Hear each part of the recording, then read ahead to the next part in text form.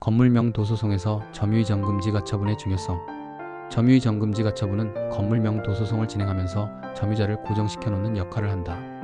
점유의 정금지 가처분 결정이 내려지고 집행이 이루어지면 그 이후에 부동산 점유가 이전되더라도 법률적인 효과는 발생하지 않는다.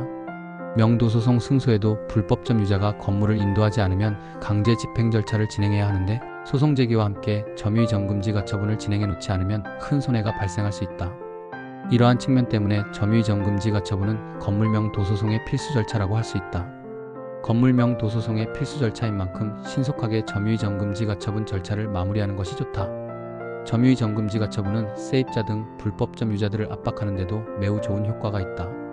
점유의 정금지 가처분 결정이 내려진 이후에 집행관을 대동해 고시문을 부착하는 절차를 진행하게 되는데 이때 세입자를 만나 잘 설득을 하면 세입자가 자진 인도를 하는 경우도 많다. 불법 점유자에 대한 적절한 압박과 설득을 동시에 진행할 수 있는 것이 바로 점유의 정금지 가처분 절차이다.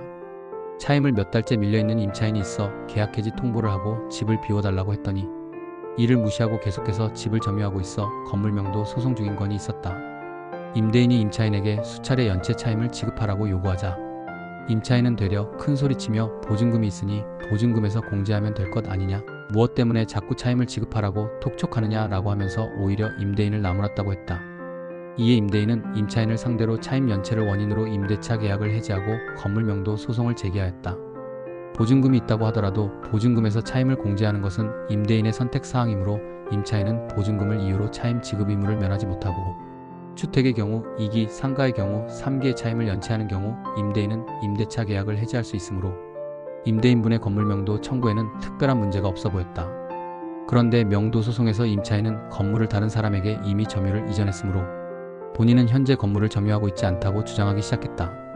임대인은 임차인을 상대로 건물명 도소송을 제기하면서 사전에 점유의 정금지 가처분 신청을 하지 않았고 결국 임차인을 상대로 하는 소송은 임대인이 패소하게 될 위험에 처하게 될 수도 있다.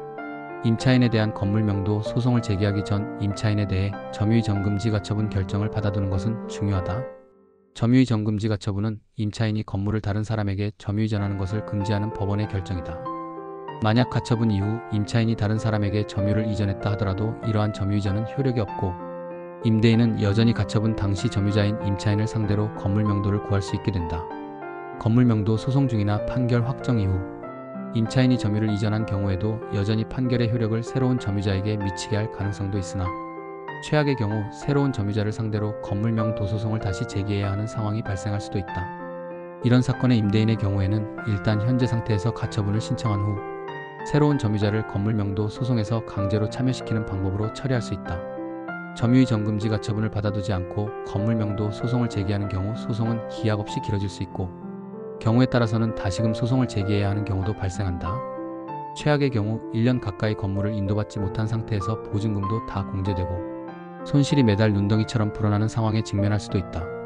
이러한 경우를 대비하여 임대인이 임차인을 상대로 건물명도 소송을 제기할 때는 반드시 점유의 정금지 가처분 결정도 미리 받아두어야 함을 다시 한번 강조한다.